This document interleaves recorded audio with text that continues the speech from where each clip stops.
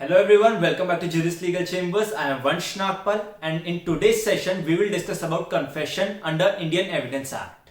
Confession का मतलब क्या होता है, confession की different forms क्या होती है, अंडर सेक्शन 24 confession कब irrelevant हो जाता है, पुलिस ऑफिसर को confession किस तरीके से दिया जाता है और confession की evidentiary value क्या होती है. आज के इस सेशन में हम इन सारे टॉपिक्स को डिटेल में समझेंगे. Along with this, we'll also understand section 24 to section 30 of Indian Evidence Act with the help of important case laws. So let's begin the video. Let's begin with the meaning of term confession. The term confession simply means admission of guilt by an accused person. जब भी कभी कोई अभियुक्त अपने किसी guilt को admit कर लेता है तो ऐसे एडमिशन को confession कहा जाता है. However, the term confession is nowhere being defined under Indian Evidence Act 1872. Sir James Stephen was the first one who defined the term confession. He defined confession as an admission made at any time by a person charged with the crime and suggesting or stating the inference that he has committed a crime. जब भी कभी कोई accused directly statement देता है या indirectly suggest करता है कि उसी ने वो क्राइम करा है तो ऐसी स्टेटमेंट को या ऐसे सजेशन को हम कन्फेशन कहते हैं. इसी डेफिनेशन को पकाला नारायण स्वामी वर्सेस एम्परर 1939 के केस में मॉडिफाई किया गया था. पकाला नारायण स्वामी एविडेंस का एक बहुत ही इंपॉर्टेंट केस माना जाता है. डाइंग डिक्लेरेशन डिस्कस करते हुए भी हमने इस केस को डिस्कस किया था एंड वहां पे हमने इस केस के सारे फैक्ट्स भी बताए थे. अगर आपने वो वीडियो अब तक नहीं देखी है आप ऊपर आई बटन पे क्लिक करके उस वीडियो को देख सकते हैं. सो पकाला नारायण स्वामी केस के अंदर लॉर्ड एटकिंस ने ये बोला था कि एक एडमिशन तभी कन्फेशन हो सकता है जब वहां पे या तो ऑफेंस को डायरेक्टली एडमिट करा जा रहा हो या इनडायरेक्टली कुछ ऐसे सब्सटैंशियल फैक्ट्स को एडमिट करा जा रहा हो जिनसे ये कंक्लूजन ड्रॉ हो कि वो ऑफेंस उसी एक्यूज ने करा है. यहां पे इस बात को लॉर्ड एटकिंस ने क्लैरिफाई करा था कि अगर कुछ ऐसे इंक्रिमिनेटिंग फैक्ट्स को एडमिट कर लिया जाता है जो गलत एक्ट्स है या जो गलत एक्शंस है, सिर्फ उन एक्शंस को एडमिट कर लेने को हम कन्फेशन नहीं कह सकते. प्रिवी काउंसिल के इस डिसीजन को Palwinder Kaur versus state of Punjab 1959 के केस के अंदर सुप्रीम कोर्ट ने अपहेल्ड किया था. सुप्रीम कोर्ट ने यहाँ पे ये चीज भी ऐड करी थी कि कभी भी अगर कोई मिक्स्ड अप स्टेटमेंट होती है जिसमें एक पार्ट कन्फेशनल होता है और दूसरा पार्ट ऐसा होता है जो उसे उस एक्यूज्ड को एक्विट करवा दे, तो ऐसी मिक्स्ड अप स्टेटमेंट को कन्फेशनल स्टेटमेंट नहीं कहा जा सकता. कभी भी अगर यहाँ पे कोई सेल्फ एक्सकल्पेटरी पार्ट होता है स्टेटमेंट के अंदर और उस सेल्फ एक्सकल्पेटरी पार्ट के ट्रू होने की वजह से वो मैटर को निगेट करा देता है, मैटर को नलिफाई करवा देता है, तो ऐसी स्टेटमेंट को कन्फेशन नहीं कह सकते हैं. यहां पे टर्म आई सेल्फ एक्सकल्पेटरी. एक्सकल्पेटरी वो स्टेटमेंट्स होती है जो एक तरीके से एक्यूज के गिल्ट को हटा देती है या फिर उसे उसकी फेवर में होती है. On the other hand inculpatory statements वो स्टेटमेंट्स होती है जो एक्यूज का गिल्ट एस्टैब्लिश करती है. सो ऐसा कह सकते हैं कि एक्सकल्पेटरी स्टेटमेंट्स एक्यूज के इंटरेस्ट में होती है और इनकल्पेटरी स्टेटमेंट्स एक्यूज के अगेंस्ट होती है. यहां पे इसे एक एग्जांपल से समझते हैं. अगर ए ने ये स्टेटमेंट दी दैट मैंने बी का मर्डर किया है पर ये मर्डर मैंने सेल्फ डिफेंस में किया है, तो ये पार्ट की मैंने बी का मर्डर किया है ये इनकल्पेटरी स्टेटमेंट है जो एक्यूज के अगेंस्ट जा रही है. और ये वाला पार्ट की मैंने वो मर्डर सेल्फ डिफेंस में किया है ये एक्सकल्पेटरी स्टेटमेंट है जो एक्यूज के इंटरेस्ट में आ रही है. तो सुप्रीम कोर्ट ने इस बात को क्लैरिफाई करा जब भी कभी ऐसी एक्सकल्पेटरी स्टेटमेंट कन्फेशन में होगी तो ऐसी स्टेटमेंट को हम कन्फेशन नहीं कह सकते. पलविंदर कौर केस के अंदर भी वाइफ ने यही बोला था कि मैंने अपने हस्बैंड को जहर दे दिया पर मैंने उस जहर को दवाई समझ के पिलाया था. तो यहां पे लोअर कोर्ट ने ये बोला कि ये कन्फेशन है, बट सुप्रीम कोर्ट ने ये बोला कि ये वाली लाइन मैंने हस्बैंड को इसे दवाई समझ के ये जहर पिलाया था, ये एक्सकल्पेटरी लाइन है और ये मिक्स्ड अप स्टेटमेंट है, इसलिए यहां पे इसे कन्फेशन नहीं माना जाएगा. Nishikant Jha versus state of Bihar 1968 के केस के अंदर सुप्रीम कोर्ट ने यह हेल्ड किया था कि अगर कभी एक्सकल्पेटरी पार्ट के अगेंस्ट एविडेंसेस मिल जाते हैं तो ऐसे केस में अगर कोर्ट सेटिस्फाइड होता है वो एक्सकल्पेटरी पार्ट को रिजेक्ट करके बाकी कन्फेशन को एक्सेप्ट कर सकते हैं. इस केस के अंदर बेसिकली एक्यूज्ड एक ट्रेन में ट्रेवल कर रहा था एंड विक्टिम भी वहीं पे था. एक्यूज्ड और विक्टिम में किसी बात पे लड़ाई हुई, उनके बीच में हाथापाई हुई एंड उसके बाद एक्यूज्ड ने विक्टिम को चाकू मार के उसका मर्डर कर दिया. सो बाद में जब पुलिस पकड़ने आई उस टाइम पे एक्यूज्ड के कपड़ों पे खून लगा हुआ था एंड मर्डर वेपन भी एक्यूज के पोजेशन में ही था। एक्यूज ने वहां पे ये कन्फेशन दिया कि मैं वहां पे था, विक्टिम लड़ाई कर रहा था, किसी और से लड़ाई कर रहा था, तो विक्टिम को बचाने के चक्कर में मेरे ऊपर खून लग गया और मर्डर वेपन भी मेरे पास तभी आ गया। बट वहां पे सारे जो विटनेसेस थे उन सब ने ये बोला कि एक्यूज ने ही विक्टिम को मारा है, हमारे सामने मारा है। तो ऐसे केस के अंदर उसके सेल्फ एक्सकल्पेटरी पार्ट जो था उस स्टेटमेंट को हटा दिया गया, बिकॉज उस स्टेटमेंट के अगेंस्ट यहां पे एविडेंसेस थे कोर्ट के पास। सो इस केस में बाकी सारी स्टेटमेंट को कन्फेशन मान लिया गया था एक्सकल्पेटरी पार्ट को हटा के। Moving on to our next sub topic, forms of confession. So there are total 4 forms of confession. First one is judicial confession. Judicial confession को फॉर्मल कन्फेशन भी बोलते हैं। They are made before the court during the criminal proceeding. Judicial confessions are made under section 164 of CRPC and they are made under oath. एक बार जब judicial confessions दे दिए जाते हैं तो इन्हें वापस लिया नहीं जा सकता। Second one is extrajudicial confession. Extrajudicial confession को informal confession भी बोला जाता है। Informal confession या extrajudicial confession comparatively weak kind के evidence होते हैं। ये वो वाले confessions होते हैं जिन्हें ट्रायल शुरू होने से पहले दिया जाता है, एंड एक्स्ट्रा जुडिशियल कन्फेशन को किसी और एविडेंस से कोरॉबोरेट करना जरूरी होता है। Third one is retracted confession. The term retraction means to draw back something. किसी भी एक्शन को वापस ले लेने को हम रिट्रैक्शन बोलते हैं। रिट्रैक्टेड कन्फेशन का यह मतलब हुआ जब भी कोई कन्फेशन ट्रायल शुरू होने से पहले दिया गया हो, उस कन्फेशन को अगर ट्रायल शुरू होते ही वापस रिट्रैक्ट कर लिया जाए तो उसे हम रिट्रैक्टेड कन्फेशन बोलेंगे। रिट्रैक्टेड कन्फेशन सिर्फ एक्स्ट्रा जुडिशियल कन्फेशन में ही हो सकते हैं, जुडिशियल कन्फेशन को रिट्रैक्ट नहीं किया जा सकता। Fourth one is confession by co-accused. Section 30 of Indian Evidence Act states that where more than one person are jointly being charge for the same offence, जहां एक से ज्यादा लोग एक ही ऑफेंस के लिए जिन्हें चार्ज करा जा रहा हो, ऐसे केस में किसी एक इंसान का कन्फेशन बाकी सारे एक्यूज्ड के अगेंस्ट भी यूज हो सकता है। इसे केस से समझते हैं Kashmira Singh versus state of MP. यहाँ पे Kashmira Singh assistant food inspector था एंड इसकी नौकरी सस्पेंड हो जाती है। इसे सस्पेंशन लेटर जब मिलता है तो ये फूड इंस्पेक्टर को धमकी देता है। थोड़े दिनों बाद फूड इंस्पेक्टर के बेटे को ये किडनैप कर लेता है एंड उसके कुछ दिन बाद फूड इंस्पेक्टर के बेटे की डेड बॉडी जो है एक वेल के पास मिलती है। यहाँ पे उस बच्चे की डेथ के लिए, उस बच्चे के मर्डर के लिए टोटल 4 लोगों को एक्यूज बनाया जाता है, इंक्लूडिंग कश्मीरा सिंह। यहाँ पे कश्मीरा सिंह के अलावा 3 और लोग थे। इनमें से इन तीनों में से एक इंसान जो था वो रिक्शा पुलर था।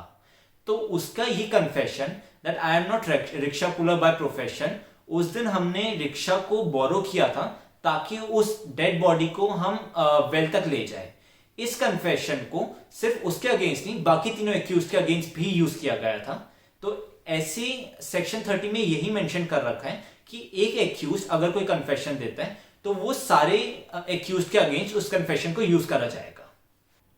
ज्यूरिस्प्रूडेंस का जनरल प्रिंसिपल ये कहता है कि कभी भी अगर एक्यूज के खिलाफ कोई स्टेटमेंट दी जाती है तो एक्यूज के पास ये राइट होगा कि वो स्टेटमेंट देने वाले इंसान को वो क्रॉस एग्जामिन करें।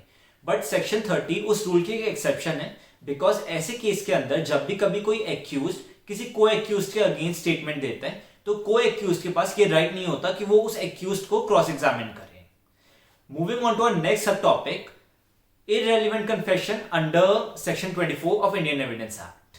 Language of section 24 is bit complicated, तो इसे समझने के लिए हम टोटल 7 सिंपल पॉइंटर्स से समझेंगे। सो कभी भी कोई स्टेटमेंट को irrelevant confession तब माना जाएगा when it appears to the court, मतलब कोर्ट की यहाँ पे फाइनल अथॉरिटी होगी, कोर्ट डिसाइड करेगा एंड कोर्ट का डिसीजन फाइनल माना जाएगा। That the statement is caused by inducement, threat और promise, किसी इंड्यूसमेंट, थ्रेट या प्रॉमिस के चलते वो स्टेटमेंट दी जा रही है and that is in reference to the charge. जो भी चार्ज एक्यूज के अगेंस्ट होता है उसी चार्ज के रेफरेंस में वो स्टेटमेंट दी जा रही है एंड सच इंड्यूसमेंट, थ्रेट और promise had come from a person in authority. कोई इंसान जो अथॉरिटी पे बैठा हुआ है वो ऐसे इंड्यूसमेंट, थ्रेट या प्रॉमिस दे रहा है। यहाँ पे अगर सफिशिएंट ग्राउंड्स होते हैं एक्यूज के पास ये मानने के लिए कि उसे टेम्पररी नेचर का कोई बेनिफिट मिलेगा, कोई एडवांटेज मिलेगा या किसी इविल को वो अवॉइड कर सकता है और वो उस प्रोसीडिंग के, जो प्रोसीडिंग उसके अगेंस्ट है, उसी प्रोसीडिंग के रेफरेंस में वो स्टेटमेंट होगी। तभी ऐसी स्टेटमेंट को इररिलेवेंट कन्फेशन माना जा सकता है। इसे एक एग्जांपल की हद से समझते हैं। अगर सी ने ए का मर्डर कर दिया और उस मर्डर का शक बी के ऊपर गया, तो ऐसे केस में ए मर चुका है और बी को उसके लिए चार्ज करा जा रहा है। इस केस के अंदर सी ने बी के बच्चों को समझ लीजिए किडनैप कर लिया और सी ने ये बोला कि अगर तूने इस क्राइम के लिए कन्फेस नहीं करा, जो क्राइम मैंने करा है, अगर तूने ए के मर्डर के लिए कन्फेस नहीं करा तो मैं तेरे बच्चों को मार दूंगा। तो यहाँ पे इस केस के अंदर एक थ्रेट है बी के ऊपर कि अगर वो नहीं कन्फेस करेगा तो फिर उसके बच्चों की जान जा सकती है। इसके अलावा बी के ऊपर जो चार्ज ऑलरेडी लगा हुआ है ए का मर्डर का, उसी के रेलिवेंस में वो थ्रेट दिया गया है। यहाँ पे सी अथॉरिटी में बिकॉज उसके पास बी के बच्चों की कस्टडी है, तो वो चाहे तो उन्हें मार सकता है, तो यहाँ पे वो अथॉरिटी में भी है। So there are sufficient grounds कि बी एक इविल को अवॉइड करने के लिए, अपने बच्चों के मर्डर को अवॉइड करने के लिए यहाँ पे कन्फेस कर ले। अगर कोर्ट को लग रहा होगा कि ये थ्रेट की वजह से कन्फेस कर रहा है, तो कोर्ट इस कन्फेशन को इररिलेवेंट कन्फेशन मान लेगी। Next is section 28। Section 28 is read with section 24। यहाँ पे ये बोला गया है confession as is referred in section 24 where impression is caused by inducement, threat और प्रॉमिस इज फुली रिमूव। जब भी कोई ऐसे इंड्यूसमेंट, थ्रेट या प्रॉमिस को पूरी तरीके से हटा दिया जाता है, उसके बाद भी अगर वही कन्फेशन दिया जाता है, तो ऐसे केस में वो कन्फेशन वैलिड माना जाएगा। इसी एग्जांपल से समझते हैं। अगर बी के बच्चे वापस आ गए और सी जो है उसे गिरफ्त में ले लिया गया, उसे वापस पुलिस कस्टडी में ले लिया गया है, तो ऐसे केस के अंदर बी अगर अभी भी कन्फेस करेगा कि मैंने ही ए का मर्डर किया है, तो अब बी के कन्फेशन को वैलिड माना जाएगा।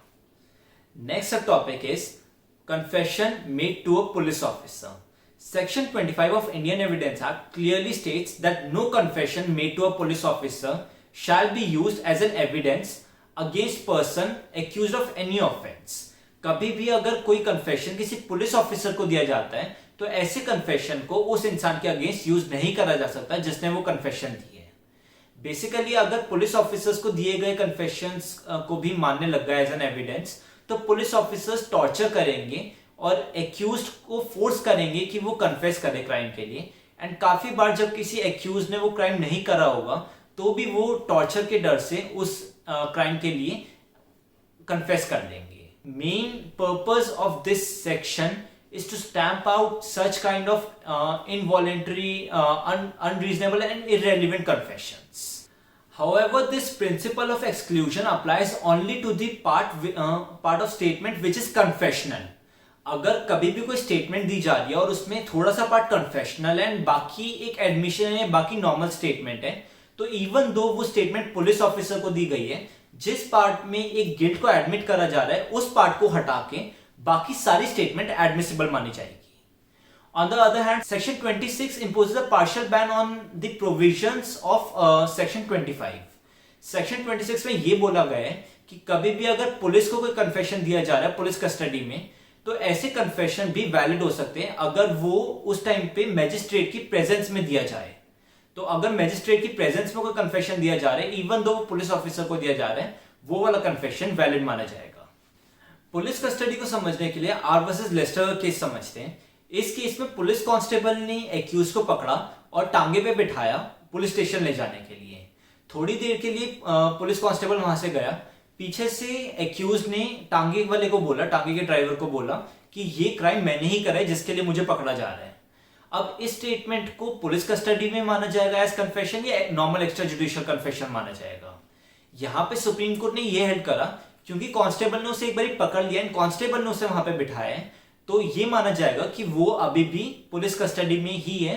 टेम्पररी एब्सेंस जो है कांस्टेबल की, वो इमैटीरियल है और इसलिए इस कन्फेशन को पुलिस कस्टडी में ही माना गया था। Section 27 is an exception to both Section 25 and 26 of Indian Evidence Act.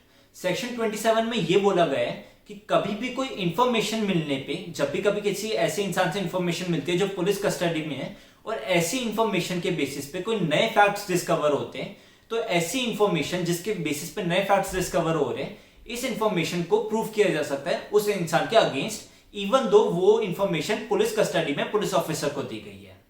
इसे एक एग्जांपल की हेल्प से समझते हैं। अगर ए ने ये बोला कि मैंने बी का मर्डर किया है और बी को मैंने एक तो इस कन्फेशन को हम पुलिस कस्टडी में मानेंगे और ये कन्फेशन वैलिड नहीं होगा, इसे प्रूव नहीं करा जा सकता। पर अगर ए ये बोलता है कि मैंने बी का मर्डर एक चाकू से करा है एंड उस चाकू को और बी के लाश को, इन दोनों को मैंने XYZ एक जगह पे छुपा दिया है एंड पुलिस को ये बात नहीं पता होती कि उन दोनों की वो लाश कहाँ पे बी की और वो मर्डर वेपन कहाँ पे है। वहां पे पुलिस जाती है और पुलिस को वहीं पे लाश मिलती है जहां पे ए ने बताया है और वहीं पे साथ में मर्डर वेपन भी मिलता है और वही चाकू मिलता है। तो इस फैक्ट को कि उसकी लाश वहीं पे मिली और वो मर्डर वेपन भी वहीं पे मिला जहां ए ने बताया था और ये बात पुलिस को नहीं पता थी, सेक्शन 27 के अंडर वैलिड माना जाएगा और इसे ए के अगेंस्ट यूज किया जा सकता है, इवन दो ये कन्फेशन पुलिस ऑफिसर को दिया गया था। So the principle of this section is that अगर कोई नए फैक्ट्स डिस्कवर हो रहे हैं किसी कन्फेशनल स्टेटमेंट से, तो ये चांसेस बहुत कम है कि नए फैक्ट्स अगर डिस्कवर हो रहे हैं तो वो स्टेटमेंट गलत हो, तो ऐसी स्टेटमेंट को ट्रू मान लिया जाता है। एंड इस एजम्पशन के बेसिस पे कि ऐसी स्टेटमेंट ट्रू होगी, सेक्शन 27 में ये प्रिस्क्राइब कर रखा है कि ऐसी कन्फेशनल स्टेटमेंट भी एडमिसेबल होगी, इवन दो ये कन्फेशन अगर पुलिस ऑफिसर को भी दिया जाए। Pandurang Kallu Patil versus state of Maharashtra 2002 के केस के अंदर सुप्रीम कोर्ट ने ये बोला था कि सेक्शन 27 के प्रोविजन का ऑब्जेक्टिव ये है ऐसी स्टेटमेंट्स को अलाउ करना जो पुलिस ऑफिसर्स को दी जा रही है, इवन दो वो कन्फेशन है या कन्फेशन नहीं है उससे फर्क नहीं पड़ता, जो एडमिसेबल होगी as an evidence. Moving on to our last sub topic for the day, evidentiary value of confession. So basically confessions are considered as substantive evidence and if they are duly recorded and there is no legal infirmity, they are considered to be the robust evidence, they are considered to be strong evidence against its own maker. Generally जैसे हमने समझा कि confession के types होते हैं, judicial confession and extrajudicial confession को अभी हम discuss करेंगे। Judicial confession generally are considered as strong kind of evidence and judicial confessions को since they are made under oath under section 164 of CRPC, इन्हें काफी स्ट्रॉन्ग एविडेंस माना जाता है and conviction can solely be based on these kind of confessions. On the other hand extra judicial confession को उतना strong admissions नहीं माना जाता। Chhayakant Nayak versus state of Bihar 1997 के केस के अंदर सुप्रीम कोर्ट ने ये हेल्ड किया था कि अगर बाकी एविडेंसेस अगर एक्स्ट्रा जुडिशियल कन्फेशन के फेवर में नहीं होते तो सिर्फ एक्स्ट्रा जुडिशियल कन्फेशन के सोल बेसिस पे हम पनिशमेंट नहीं दे सकते, हम सिर्फ उसके सोल बेसिस पे सेंटेंस ग्रांट नहीं कर सकते हैं। वहीं Balwinder Singh versus state of Punjab 1995 के केस में सुप्रीम कोर्ट ने ये बोला था that where the extra judicial confession is surrounded by suspicious circumstances, the credibility of such extra judicial confession is doubtful and it loses its importance. तो जब भी कभी ऐसे अनफेवरेबल सर्कमस्टांसेस हो गए तो उसमें एक्स्ट्रा जुडिशियल कन्फेशन के ऊपर रिलाई करना मुश्किल होता है। एक्स्ट्रा जुडिशियल कन्फेशन के ऊपर रिलाई सिर्फ तभी करा जा सकता है जब उसे बाकी एविडेंसेस से corroborate किया जाए। Now the question is how such extra judicial confession should be communicated. Well, it can be communicated in any form, it can be oral और डॉक्यूमेंट और it can even be communicated in electronic evidence. इसका एक बहुत ही interesting case है Sahu versus state of UP 1966। इस case में accused अपनी daughter in law का मर्डर करता है एंड मर्डर करने के बाद वो वहां से घर से निकलते हुए बोलता है that I have finished her and along with her the dairy quarrels. मैंने इसे भी मार दिया और इसके साथ रोज की बकबक को भी खत्म कर दिया। सो इस स्टेटमेंट को आसपास के नेबर्स सुन लेते हैं। अब यहाँ पे क्वेश्चन ये आता है कि इस स्टेटमेंट को कन्फेशन मान सकते हैं या नहीं मान सकते। सुप्रीम कोर्ट ने इस केस के अंदर ये हेल्प किया, इस स्टेटमेंट को भी हम कन्फेशन मानेंगे। ऐसा जरूरी नहीं है कि कन्फेशन सिर्फ उसी स्टेटमेंट को माना जाए जो पर्टिकुलरली किसी एक इंसान को दी जा रही हो। कोई भी स्टेटमेंट जो जनरली बोली जा रही है उसे कन्फेशन माना जा सकता है।